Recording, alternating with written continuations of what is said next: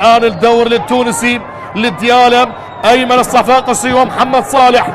هل يسجل أو يتصدى محمد صالح؟ أيمن على التنفيذ، خلاها بالجول للديالة. مدينة البرتقال تفرح بهذه اللحظات. الله الله الله على كرة القدم. أيمن الصفاقسي يسجل هدف أول بهذه المباراة بالدقيقة 45. أيمن يصل لهدف الخامس هذا الموسم، وبذلك هدف من ركلة جزاء بالدقيقة 45. الله على أحداث كرة القدم.